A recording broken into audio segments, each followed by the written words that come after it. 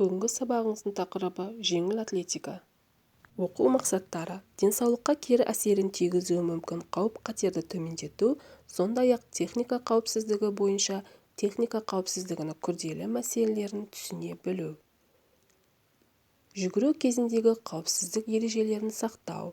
Бірінші, қысқа қашықтықтарда тек өз жолымен жүгіру керек. Екінші, басқа жүгірушінің жолына өтіп кетуге болмайды. Үшінші, жүгіріп келе жатып кілт тоқтауға болмайды. Төртінші, қатарласа жүгіріп келе жатқан сыныптастармен әңгімелесуге, бір-біріне жақын жүгіруге болмайды. Жеңіл атлетика тарихы.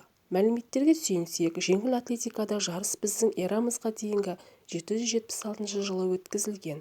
Бұл туралы ежелгі грек олимпиада ойындары туралы жазбаларда анық жазылған. Сол замандарда жарыс тек ұзын-сонар алаңда жүгіру жарысымен шектелген. Ерлер мен әйелдер арасында бәсеке жеке-жеке өткізілген.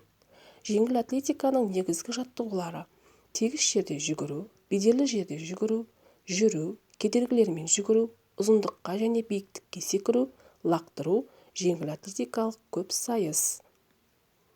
Төменгі сөре. Төменгі сөреде тұру. Сөреге деген бұйрықта сөреге тұру. Дайындал деген бұйрықта көтерілу.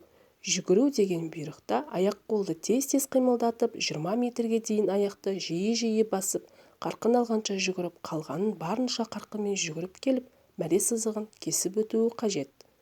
Сұраққа жауап қайтар әдісі арқылы сендерге үйге тапсырма: бірінші, сөреде қалай тұрады, үйде өз беттерінше орындаңыздар. Екінші, жеңіл атлетика түрлерін атаймыз. Жеңіл атлетика тарихына тоқталып, материал жинақтайсыңдар.